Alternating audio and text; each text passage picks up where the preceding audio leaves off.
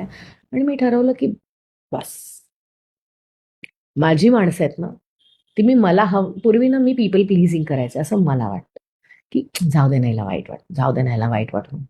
आणि म्हणून मनात ठेवायचं आणि मनात जेव्हा ठेवतो ना, तेव्हा आपण आपल्याला एखादी गोष्ट मनाविरुद्ध करायला लागते, मग त्याचा त्रास होतो. कधी कधी मनाविरुद्ध करायचं नसतं म्हणून आपण ना एक बारीक खोटं बोलतो, की नाही ग, आज मी नाही येऊ शकत, मला बरं नाही. बरं नाही, मग दुसरीकडे गेलेली असतेस तू. कळलं तुला? तर हे पण माझ्या बाबतीत झालेलं आहे.